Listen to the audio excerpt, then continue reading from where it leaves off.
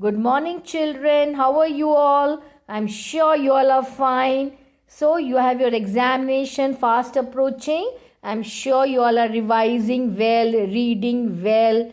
Please keep reading and revising. Don't waste time. Okay, children? So, this video is English for class 11 for 6th January. Watch carefully.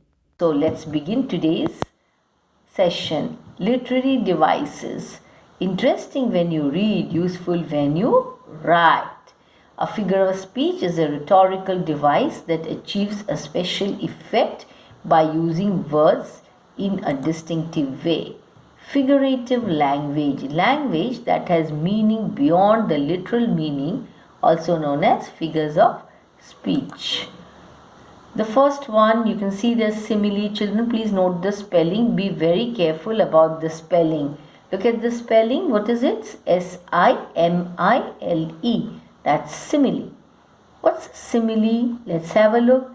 Simile is an expression comparing one thing to another using the words like or as. Examples. He ran like a cat, lightly and quietly. So his running is compared to the running of a cat. Her blue mood passed as quickly as an afternoon rain shower. So her mood is compared to the afternoon rain shower. Yes, see, my dog is as smelly as dirty socks. So that the dog is so dirty, it's compared to the smelly socks. So in simile involves comparison, comparing one thing to another and using the words like or as. So that's simile. Metaphor is a comparison of two unlike things without using the words like or as. Examples: he was a statue waiting to hear the news. See, that means how is he? He's like a statue, no movements, waiting to hear. That means his movement is compared to statue. Statue has no movements. He also has no movements. Therefore, metaphor. She was a mother hen trying to take care of everyone around her. Hyperbole is an obvious exaggeration or overstatement. You exaggerate something and say, I'm so hungry I could eat a horse. Can anyone eat a horse? No. It means that I'm feeling so hungry that I'm really going to consume good amount of food. That is what it means. So it is an exaggeration, eating a horse. So therefore this is what? Hyperbole. Personification is when a writer gives human qualities to animals or objects. My car drank the gasoline in one gulp. Is car a human being? Can it drink? No, it consumes. Okay, the cat laughed. The newspaper headline glared at me. Can the headline keep staring at you? No. So that is personification. Onomatopoeia is a word that imitates the sound it represents. Crunch, zap, tick-tock, whoosh. It imitates the sound it represents. Imagery is when a writer invokes the five senses. The smell reminded him of rotting tomatoes. The fence was uneven, like baby teeth growing awkwardly. See, the unevenness of the baby teeth is compared to the unevenness of the fence. Foreshadowing. Important hints that an author drops to prepare the reader for what is to come and help the reader anticipate the outcome. That is what is going to happen. Example: a pipe is going to burst, but before it does, the author writes a scene where the family notices a small dark spot on the ceiling but ignores it.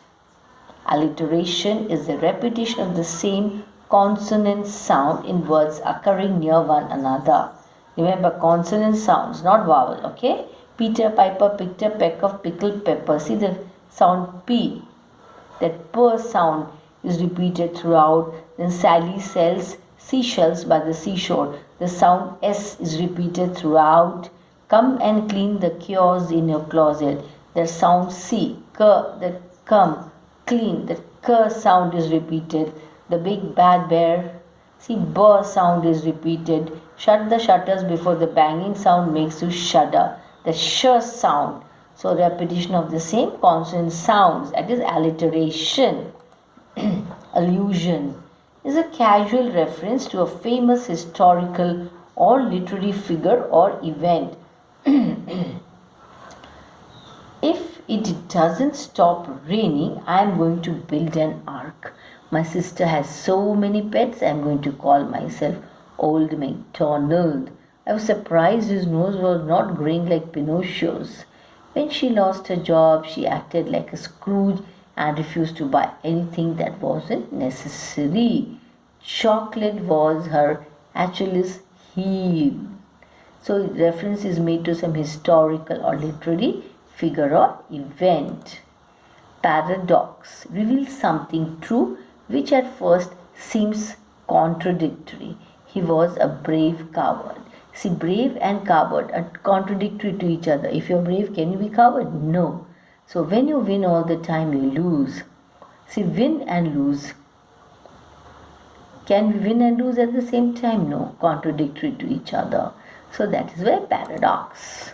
Symbolism is using an object or action that means something more than its literary meaning.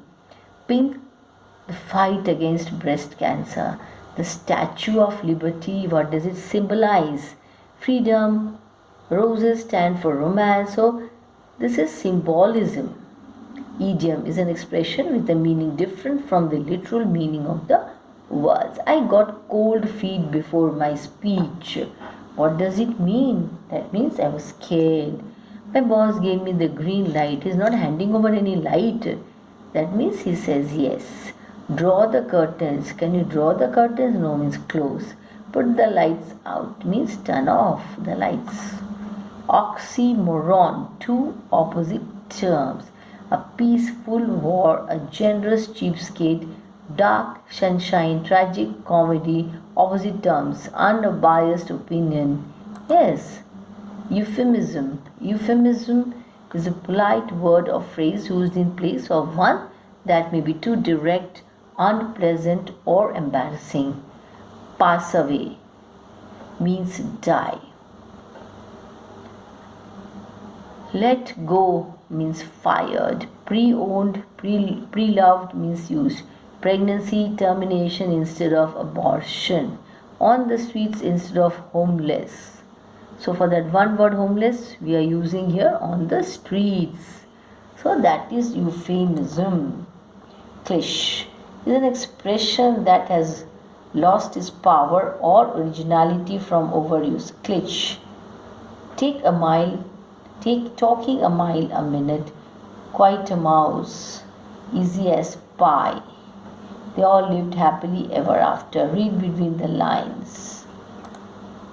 Pun is a humorous play on words often involving double meanings. A man stole a case of soap from the corner store. He made a clean getaway. I really wanted a camouflage shirt, but I couldn't find one. The grammarian was very logical. He had a lot of common sense. A bicycle can't stand on its own because it's too tired. A pessimist blood type is always B negative. Anaphora. In writing a speech, the deliberate repetition of the first part of the sentence in order to achieve. That means you use it purposely, you repeat it just to give it an artistic effect. That is anaphora. Every day, every night, in every way, I am getting better and better. See the use of every. My life is my purpose. My life is my goal. See, my life is repeated. Assonance. This figure of speech is similar to alliteration because it also involves repetition of sounds. But this time it's vowel sounds that are being repeated. Assonance creates internal rhyming within phrases or sentences by repeat vowel sounds that are the same. On a proud round clock, in white high nigh. Fire at the private eye, hired to pry in my business. Here it is a repetition of vowel sound. Yes, it beats as it sweeps, as it cleans. That E is repeated. It is a vowel sound. I must confess that in my quest I felt depressed and restless. Hear the mellow wedding bells. Apostrophe. It is a figure of speech sometimes represented by an exclamation such as "Oh." A writer or speaker using apostrophe speaks directly to someone who is not present or is dead, or speaks to an inanimate object. This is a dagger which I see before me, the handle towards my hand. Come, let me clutch thee. I have thee not, and yet I see thee still. Feet, don't fail me now. Twinkle, twinkle, little star, how I wonder what you are.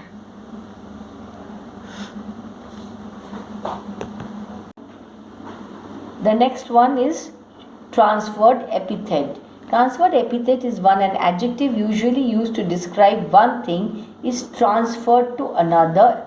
Epithets are usually adjectives like happy that describe a noun like person. Transferred epithet is when this adjective is transferred to a different noun like happy birthday. A cynic donkey, pronounced cynic donkey, is a member of the figurative language family. It is an odd word for what is simply using part of a whole to represent the whole.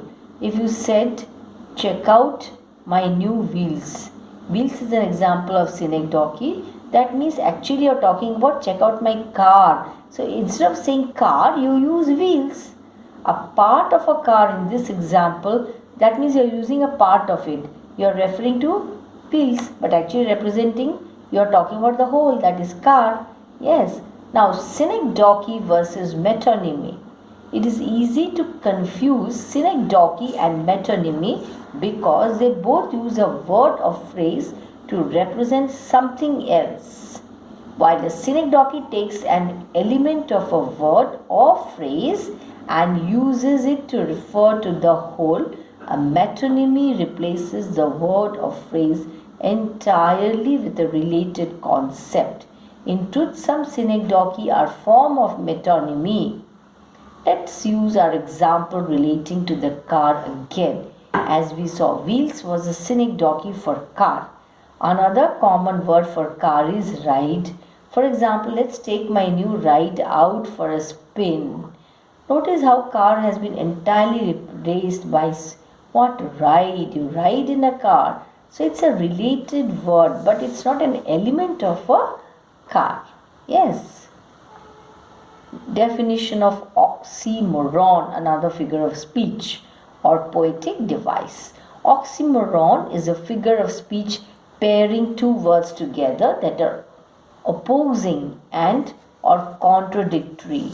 This combination of contrary or antithetical words is also known in conversation as a contradiction in terms. As a literary device, oxymoron has the effect of creating an impression, enhancing a concept, and even entertaining the reader. Let's have a look at this. Examples. See some of the examples. Only choice. Only means the only one, then how can there be a choice? Same, difference. If it is same, how can there be a difference? Friendly, fire. How can fire be friendly? Virtual reality. Something is virtual means not real, so then how reality goes with it? Controlled chaos. Chaos is always uncontrolled, but here it is controlled chaos. Freezer, burn. Can anything burn in the freezer? No. Scream. How can scream be silent? Terribly good. Wise, fool. Close, distance. So these were some of the poetic devices, children. Please note down. Otherwise you will forget. I am sure you will forget. It's not that easy to remember all. So once again, let's go through the poetic devices, children. Take it as a recap. Okay. Now children, see what is it there? Simile. Yeah. Simile we all know. You all know. You have done in lower classes. In poems you have come across this simile. What is a simile, children? A comparison between two unlike things. Similes use the words like or as. Where the easiest way to remember what is a simile is Comparison done with the help of like or as. This is the easiest way to remember. Just remember these two words, like and as. That's all. His dreams dried up like a raisin in the sun. Raisin kishmish, you say, isn't it? That is raisin. In English, it is called raisin kishmish. So, you put the grapes for drying in the sun, it turns into raisin or kishmish. It becomes absolutely dry, its color changes. So, his dreams dried up. That means dreams were not fulfilled. It became as dry as the raisin in the sun. So, here the comparison is done with the help of like. I hope you have understood this, children. This is easy. Metaphor. A comparison between two unlike things without using the words like or as. Here also comparison is involved, but without using the words like or as. She's all states and all princes. Metaphor, a comparison between two unlike things, but here we do not use like or as. She's all states and all princes. That means she's like a princess. Yes, that comparison. So here she's compared to something like a royal one. Yes, princess. Imagery. It is based on the five senses to create an image in the reader's mind. I wandered lonely as a cloud that floats on high o'er vales and hills, when all at once I saw a crowd, a host of golden daffodils. Daffodils is the name of flower. Yes, so here that imagination, all the five senses are working. The image is created in the reader's mind of what? Wandering like a cloud, the lovely blue clouds floating over the high valleys and hills. Yes, and then seeing a host of golden daffodils. And imagery, an image in the mind is created. Easiest way to remember. So now repetition. Repeating words, phrases or lines for poetic effect. To the swinging and the ringing of the bells, bells. See, swinging, ringing. This gives a poetic, a rhythmic effect. So that is repetition. Onomatopoeia. Words that imitate sounds. Water plops into pond, splish, splish, splash. See, splish, splash. These are different sounds of the water. Yes. Wobbling, magpies in trees, trilling, melodic thrill. I hope the above information helps. Happy studying.